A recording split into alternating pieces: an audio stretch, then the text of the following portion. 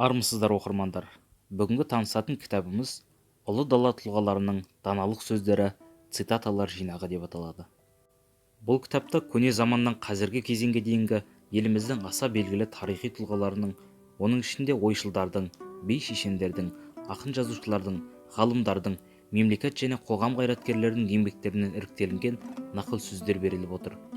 Кітап әдебиеттанушыларға, мәдениеттанушыларға, журналистерге, саясаткерлерге, сондай-ақ қазақ мәдениеті мен тарихына үлкен қызығушылығы бар барша оқырман қауымға арналады.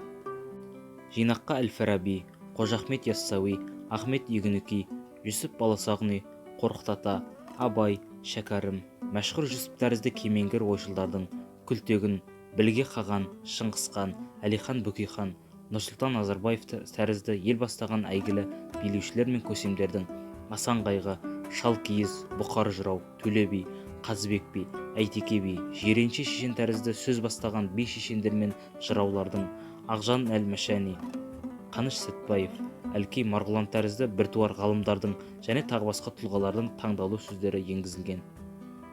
Поляк ақыны, философы Станислав Ежелецтің көптеген кітаптардан тек цитаталар ғана есте қалады. Онда неге бірден цитаталар жазбасқа деген жақсы сөзі бар. Олай болса, жоғарыда аталған тұлғалардың ықшамдалған, айтуға жеңіл, мазмұны терең, өнегелі, ғибратты нақыл сөздері қазақ тілді оқырмандар ойынан шығады деген үміттеміз.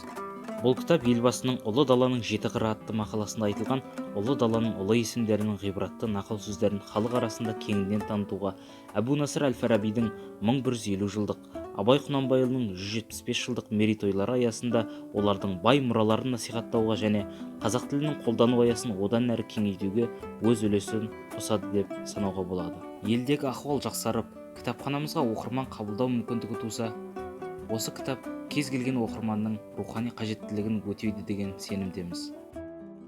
Және сөз соңында осы кітапта берілген Ахмет Байтұрсынұлының ғибратты сөзімен аяқтасақ: ұлтына қызмет етуге ниет болса, жұмыс табылады.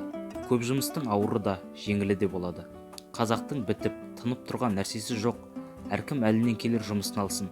Жадымызда болсын, аз нәрсе көпке сеп болмақшы. Сәл демеу зорға сүйеу болады. Ұлы іс ұсақтан ұлғаяды.